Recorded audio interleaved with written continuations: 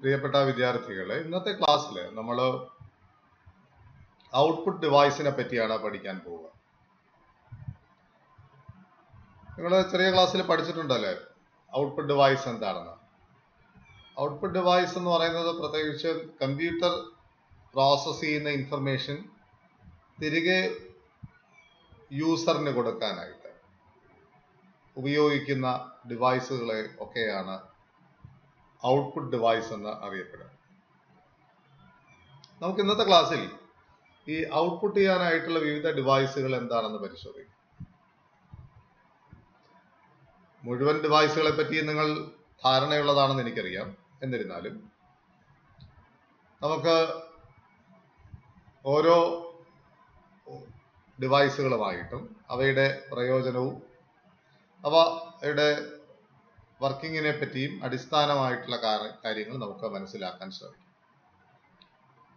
ആദ്യമായി ഔട്ട്പുട്ട് ഡിവൈസുകളെ രണ്ടു കാറ്റഗറി ആയിട്ട് ഡിവൈഡ് ചെയ്തിരിക്കും. ഒന്നാമത്തെ കാറ്റഗറി എന്ന് പറയുന്നത് ഹാർഡ് കോപ്പി ഡിവൈസും, സെക്കൻഡ് കാറ്റഗറി എന്ന് പറയുന്നത് സോഫ്റ്റ് കോപ്പി ഡിവൈസും ആണ്. ഹാർഡ് കോപ്പി ഡിവൈസിനെ സംബന്ധിച്ചിടത്തോളം ഫിസിക്കൽ ആയിട്ട് ആ റിസൾട്ട് നമുക്ക് കിട്ടുന്നു എന്നുള്ളതാണ്. നമുക്ക് ആ റിസൾട്ട് അനുഭവിക്കാൻ കഴിയും എന്നുള്ളതാണ്. അതായത് നിങ്ങൾക്കൊരു റിസൾട്ട് പ്രിന്റ് ഔട്ട് ആയിട്ട് നൽകുന്നു. പേപ്പർ നമുക്ക് ഫീൽ ചെയ്യാൻ കഴിയുന്ന ഒരു സാധനം. അതായത് ഒരു ഫിസിക്കലായിട്ടുള്ളൊരു മീഡിയത്തിലാണ് ആ റിസൾട്ട് കിട്ടുന്നത് എന്ന് കാണാനായിട്ട് കഴിയും. അപ്പോഴത് ഡ്യൂറബിൾ ആണ്, അത് മായ്ച്ചു കളയാൻ പറ്റുന്ന സർഫസ് അല്ല, പെർമനന്റ് ആണെന്ന് കാണാനായിട്ട് കഴിയും ഹാർഡ് കോപ്പിയാണ്. പ്രിന്റർ, പ്ലോട്ടറുകൾ, മൈക്രോ ഫിലിമുകൾ ഇവയൊക്കെയാണ് ഹാർഡ് കോപ്പി ഡിവൈസസിന്റെ ഉദാഹരണങ്ങൾ. ഇനി എന്താണ് നമുക്ക് സോഫ്റ്റ് കോപ്പി ഡിവൈസ് നോക്കാം. സോഫ്റ്റ് കോപ്പി ഡിവൈസസ് എന്ന് പറഞ്ഞു കഴിഞ്ഞാൽ അവയിൽ നിങ്ങൾക്ക് ലഭ്യമാകുന്ന ഔട്ട്പുട്ടുകൾ കൂടുതൽ സമയം നിലനിർത്താൻ കഴിയത്തില്ല, വൈപ്പ് ചെയ്യാൻ കഴിയും, പെർമനന്റ് അല്ല എന്നാണ് അർത്ഥം, മാറ്റാൻ കഴിയും. അപ്പോൾ അങ്ങനെ നമുക്ക് ഇഷ്ടാനുസരണം ഒരേ പ്രതലത്തിൽ തന്നെ പല വിവരങ്ങളും ഡിസ്പ്ലേ ചെയ്യാനായിട്ട് കഴിയും, മാറ്റിക്കൊടുക്കാൻ കഴിയും എന്നുള്ളതാണ് സോഫ്റ്റ് കോപ്പി ഡിവൈസിന്റെ നേട്ടമായി കാണുക.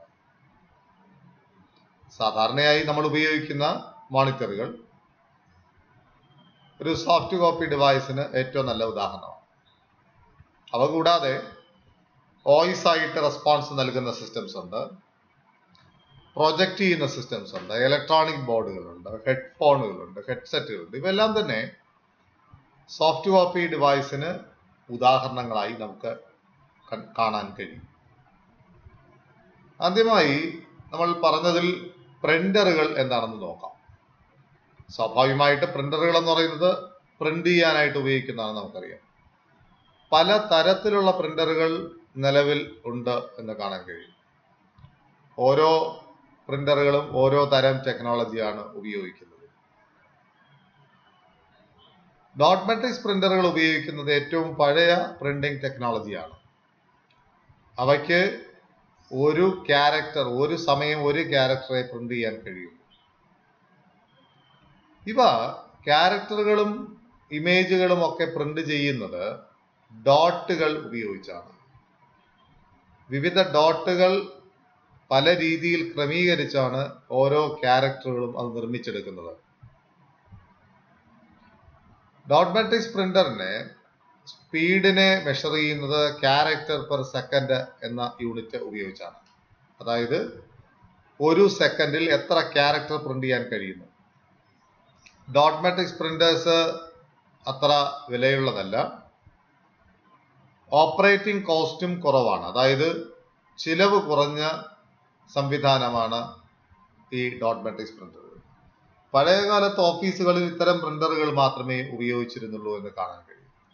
നിങ്ങൾ കണ്ടിട്ടുണ്ടായിരിക്കും, ചില കുത്തുകൾ ഉപയോഗിച്ച് മാത്രമാണ് അവയിൽ ലെറ്ററുകൾ ഫോം ചെയ്യുന്നത്. അതുകൊണ്ട് തന്നെ അതിന്റെ ക്ലാരിറ്റി അത്ര നന്നായിരിക്കണമെന്നില്ല.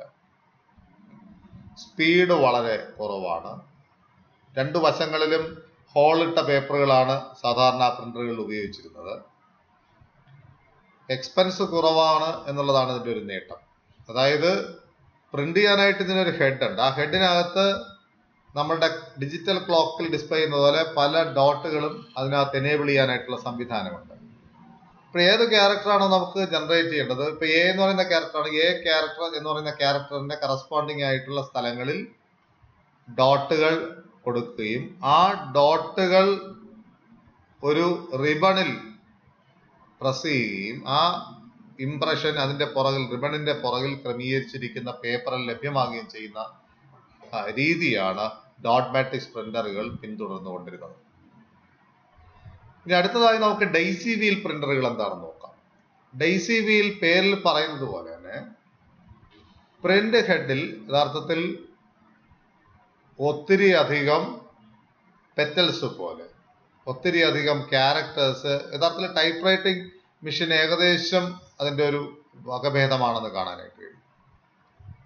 അപ്പോഴും ഓരോ ക്യാരക്ടറിനും കറസ്പോണ്ടിങ് ആയിട്ട് ഓരോ ബാറുകളുണ്ട്, ഓരോ ഹെഡുകളുണ്ട്, അല്ലെങ്കിൽ ഓരോ ആമുകൾ. ആ ആമിന്റെ അറ്റത്തൊരു ക്യാരക്ടർ വെച്ച് പിടിപ്പിച്ചത് നമ്മുടെ ടൈപ്പ് റൈറ്റിംഗ് പോലെ. ടൈപ്പ് റൈറ്റിംഗിൽ എ എന്ന് പ്രസ് ചെയ്യുമ്പം, എ എന്ന് പറയുന്ന കീയിൽ നമ്മൾ പ്രസ് ചെയ്യുമ്പം അവിടെ നിന്ന് ഒരു ആം വന്നിട്ട് നമ്മുടെ റിബണിൽ സ്ട്രൈക്ക് ചെയ്യും. അപ്പോഴാ ഇംപ്രഷൻ അതിന്റെ പുറകിൽ ഘടിപ്പിച്ചിരിക്കുന്ന പേപ്പറിൽ കിട്ടുമെന്നുള്ളതാണ്. അതേ സംവിധാനമാണ് ഇവിടെ ഉപയോഗിച്ചിരിക്കുന്നത്. ഒരു വീലിൽ പല ക്യാരക്ടേഴ്സും ഇങ്ങനെ അറേഞ്ച് ചെയ്തിട്ടുണ്ട്. അതുകൊണ്ട് തന്നെ ആ ക്യാരക്ടറിൽ നമ്മൾ പ്രസ് ചെയ്യുമ്പോൾ കൃത്യമായി അതിന്റെ ഇംപ്രഷൻ നമുക്ക് ലഭ്യമാവുകയും ചെയ്യും. ഇവയെ നമ്മൾ ലെറ്റർ ക്വാളിറ്റി പ്രിന്റേഴ്സ് എന്നാണ് പറഞ്ഞിരുന്നത്. ഇതിനൊരു നേട്ടം എന്ന് പറയുന്നത് ലെറ്റർ പ്രിന്റിങ്ങിൽ വളരെ ഹൈ ആയിട്ടുള്ള ക്വാളിറ്റി, ഡോട്ട് മാട്രിക്സുമായിട്ട് കമ്പയർ ചെയ്യുമ്പോൾ ഡോട്ട് മാട്രിക്സിലാണെങ്കിൽ വളരെ ക്ലോസ് ആയിട്ട് നിങ്ങൾ നോക്കിക്കഴിഞ്ഞാൽ കാണാൻ പറ്റും ഡോട്ടുകൾ ഇട്ടാണ് അതായത് ഒരു ഫിനിഷിങ് കാണത്തില്ല ക്യാരക്ടർ. പക്ഷെ ഇവിടെ അങ്ങനെയല്ല. ഈ ക്യാരക്ടർ കൃത്യം ഈ ആമിന്റെ അറ്റത്ത് കൊത്തി വെച്ചിരിക്കുന്നതാണ്. അതുകൊണ്ട് തന്നെ കൃത്യമായി നമ്മൾ സീൽ ചെയ്യുന്നത് പോലെ ആ ഇംപ്രഷൻ നമുക്ക് ലഭ്യമാവുകയും ചെയ്യുന്നത് കാണാം. അതുകൊണ്ട് തന്നെ ഇവ നല്ല റിസൊല്യൂഷനിലുള്ള ഔട്ട്പുട്ട്, നല്ല ക്ലാരിറ്റിയുള്ള ഔട്ട്പുട്ട് പ്രൊവൈഡ് ചെയ്യുമായിരുന്നു. ഡോട്ട് മാട്രിക്സിനേക്കാൾ വളരെ റിലയബിൾ ആയിരുന്നു എന്ന് കാണാനായിട്ട് കഴിയും ഈ പ്രിന്ററുകൾ. ചെലവ് നോക്കുമ്പം പ്രിന്ററിന്റെ വില ചിലപ്പോൾ മറ്റതിനേക്കാളും അല്പം കൂടെ കൂടുതലായിരിക്കും. എന്നിരുന്നാലും പ്രിന്റിംഗ് കോസ്റ്റ് നോക്കുമ്പോൾ ഇവ രണ്ടും ഏകദേശം തുല്യമാണെന്ന് കാണാനായിട്ട് കഴിയും.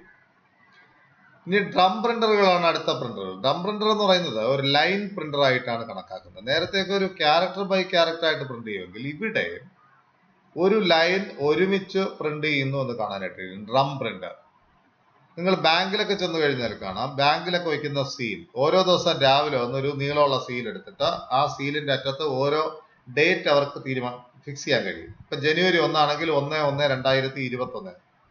അപ്പോഴും രണ്ടാമത്തെ ദിവസം വന്നിട്ട് ആ ഡേറ്റിന്റെ ഭാഗം മാത്രം അവരൊന്ന് റൊട്ടേറ്റ് ചെയ്യും. അപ്പോൾ 2 എന്ന് പറയുന്ന സ്ഥലം അവിടെ വരും. എന്നിട്ട് ഒറ്റ പ്രാവശ്യം ഇടിച്ചാൽ മാത്രം മതി 2 അല്ലെങ്കിൽ ഇന്നത്തെ ഡേറ്റ് 6/1/2021. അടുത്ത ദിവസം 7 ആക്കണമെങ്കിൽ ആ ഭാഗം മാത്രം റൊട്ടേറ്റ് ചെയ്ത് 7 ആക്കി വെച്ചാൽ മതി. എന്നിട്ട് ഒരുമിച്ച് നമുക്ക് പ്രിന്റ് ചെയ്യാൻ പറ്റും. അതുപോലെയായിരുന്നു ഈ ലൈൻ പ്രിന്ററുകൾ വർക്ക് ചെയ്യുന്നത്. ഡ്രമ്മിൽ നമുക്ക് പ്രിന്റ് ചെയ്യാനായിട്ടുള്ള ഒരു ലൈനും ക്യാരക്ടേഴ്സ് ഇങ്ങനെ നിരത്തി വെച്ചതിന് ശേഷം ഒറ്റ പ്രാവശ്യം സ്ട്രൈക്ക് ചെയ്യുള്ളായിരുന്നു. നേരത്തെ അങ്ങനെയല്ല. തൊട്ടു മുമ്പിൽ നമ്മൾ കണ്ട പ്രിന്ററിൽ ഓരോ ക്യാരക്ടർ നമ്മൾ പ്രസ് ചെയ്യുമ്പോൾ ഇത് വന്ന് റിബണിൽ സ്ട്രൈക്ക് ചെയ്യുമ്പോൾ ആ ക്യാരക്ടറിന്റെ ഇംപ്രഷൻ കിട്ടും. പക്ഷെ ഇവിടെ മുഴുവൻ ക്യാരക്ടറും ഒരു ലൈനിൽ ആവശ്യമായിട്ടുള്ള ക്യാരക്ടറും അടുക്കി വെച്ചതിന് ശേഷം ഒറ്റ പ്രാവശ്യമേ സ്ട്രൈക്ക് ചെയ്യത്തുള്ളൂ. അതുകൊണ്ട് തന്നെ ഇവയുടെ സ്പീഡ് വളരെ കൂടുതലായിരുന്നു. 60 പ്രാവശ്യം ഒരു ലൈനിൽ നമുക്ക് 25 ക്യാരക്ടർ പ്രിന്റ് ചെയ്യണമെങ്കിൽ 25 പ്രാവശ്യം സ്ട്രൈക്ക് ചെയ്യുന്നതിന് പകരം ഒറ്റ പ്രാവശ്യം സ്ട്രൈക്ക് ചെയ്യേണ്ട കാര്യം വരുന്നുള്ളൂ.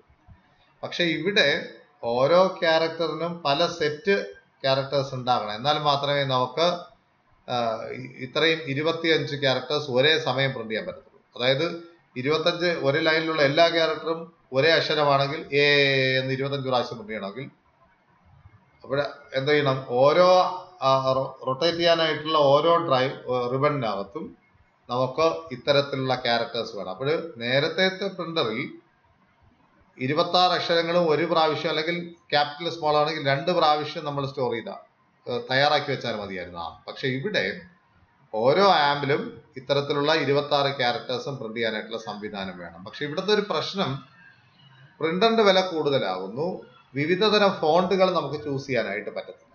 അതായത് ആ ആമിൽ ഫിക്സ് ചെയ്തിരിക്കുന്ന ഒരു ഫോണ്ട് മാത്രമേ നമുക്ക് ഉപയോഗിക്കാൻ പറ്റത്തുള്ളൂ. അപ്പൊ പിന്നെ നമ്മൾ ഇങ്ക്ജെറ്റ് പ്രിന്ററിനെ പറ്റി, ഇങ്ക്ജെറ്റ് പ്രിന്റർ പ്രചാരം നേടിയത്. ഇങ്ക്ജെറ്റ് പ്രിന്ററിന്റെ നേട്ടം എന്ന് പറയുന്നത് ഇങ്ക് ജെറ്റിലൂടെ സ്പ്രേ ചെയ്യുന്നു. പ്രിന്റ് ചെയ്യാനായിട്ടുള്ള മഷി ഒരു നോസിലിന്റെ വളരെ അകലത്തുള്ള വളരെ ചെറിയ സുഷിരത്തിലൂടെ വളരെ ഫാസ്റ്റ് ആയിട്ട് ഇതിനെ ഒന്ന് സ്പ്രേ ചെയ്യുന്നു, കാറിലൊക്കെ സ്പ്രേ പെയിന്റ് ചെയ്യുന്നത് പോലെ. ഇത്രയും നേരം നമ്മൾ പഠിച്ച പ്രിന്ററിനൊക്കെ പറയുന്ന ഒരു പേരുണ്ട്, ഇമ്പാക്ട് പ്രിന്റർ എന്നാണ് പറയുന്നത്. കാരണം അവയൊക്കെ തന്നെ ഫിസിക്കലായിട്ട് പേപ്പറിൽ ടച്ച് ചെയ്തിട്ടാണ് ഇംപ്രഷൻ ഉണ്ടാക്കിയിരുന്നതെന്ന് കാണാൻ പറ്റും. അതായിരുന്നു ഇമ്പാക്ട് പ്രിന്ററുകളുടെ പ്രത്യേകത. Impact printers make physical contacts with the paper. പ്രിന്ററിന്റെ ഹെഡും പേപ്പറും തമ്മിൽ ഫിസിക്കൽ കോണ്ടാക്ട് ഉണ്ടാക്കിയിരുന്നു എന്ന് കാണാൻ കഴിയും. എന്നാൽ നോൺ ഇമ്പാക്ട് പ്രിന്ററായ ഇങ്ക്ജെറ്റ് പ്രിന്ററിൽ ഇത്തരത്തിൽ ഹെഡും പ്രിന്റ് ചെയ്യുന്ന ഹെഡും പേപ്പറും തമ്മിൽ കോണ്ടാക്ട് ഉണ്ടാകുന്നില്ല, ഡയറക്റ്റ് കോണ്ടാക്ട്. ഇവിടെ ഡ്രോപ്ലെറ്റ് ആയിട്ട് ഇങ്ക് സ്പ്രേ ചെയ്ത് ആ ഇംപ്രഷൻ വരുത്തുകയാണ് ചെയ്യുന്നത്. അതുകൊണ്ട് തന്നെ ഇവിടുത്തെ നേട്ടം എന്ന് പറയുന്നത്, നേരത്തെ ഒക്കെ കഴിഞ്ഞ 3 പ്രിന്ററുകളിലും കളർ പ്രിന്റിംഗ് സാധ്യതമായിരുന്നില്ല. ഒരു സമയത്ത് ഒരു കളറിലെ പ്രിന്റിംഗ് നടക്കാമായിരുന്നുള്ളൂ.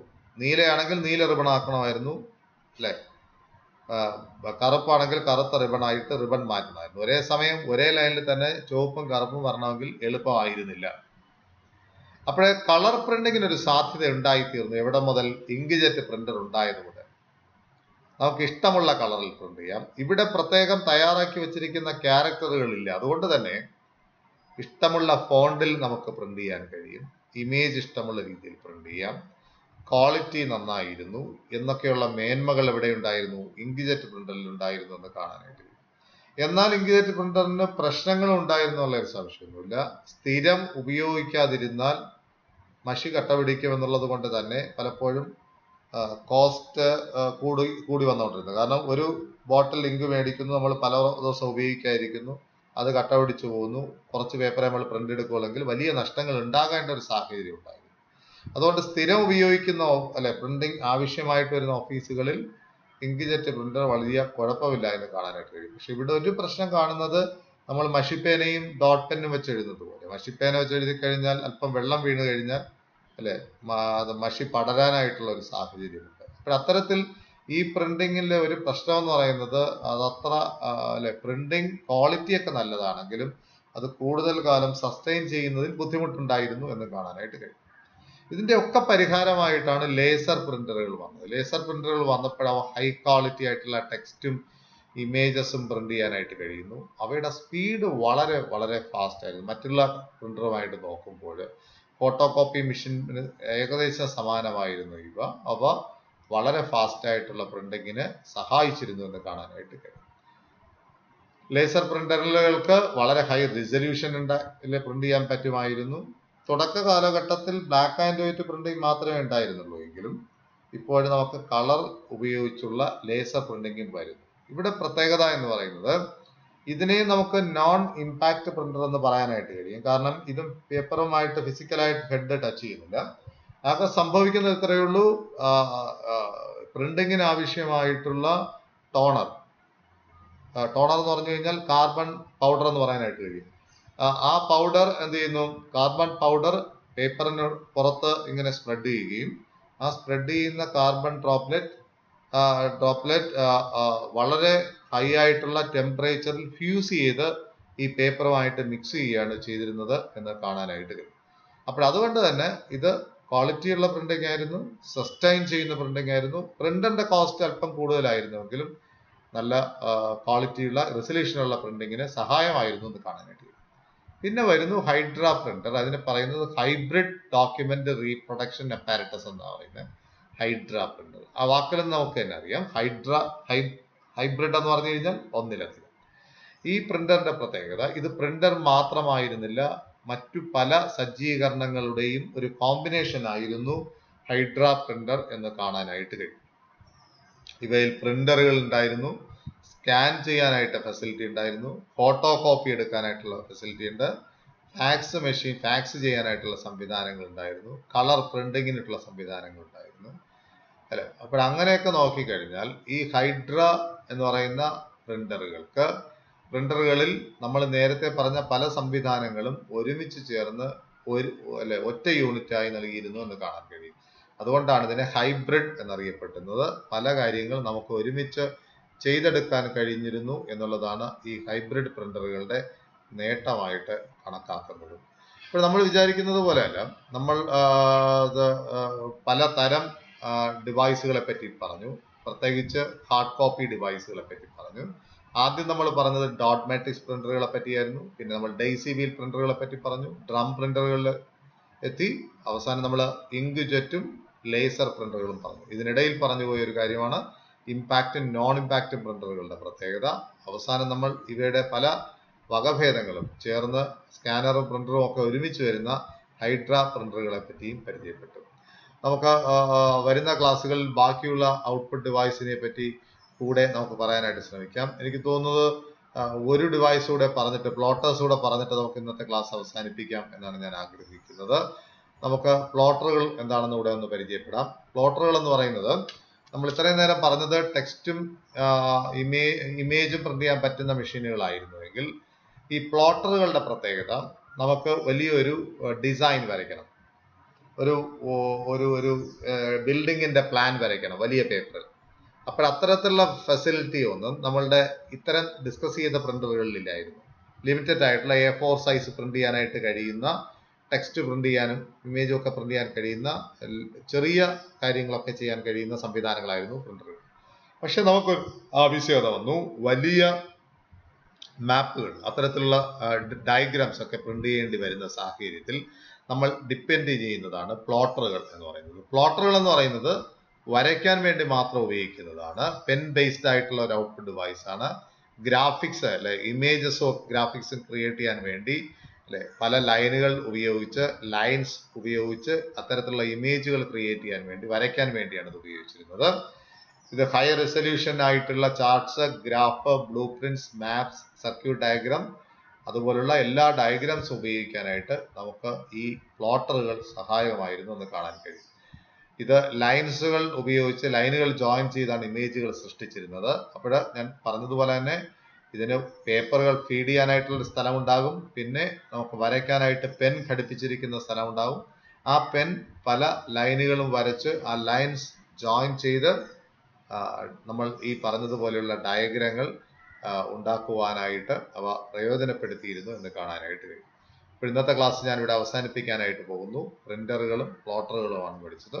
ഇനി വരുന്ന ക്ലാസ്സിൽ നമ്മൾ പ്രൊജക്ടറും മോണിറ്ററും ഔട്ട്പുട്ട് ഫിലിമിനെ പറ്റിയൊക്കെ പഠിക്കുവാനായിട്ട് സാധിക്കും. Thank you so much for your patient listening.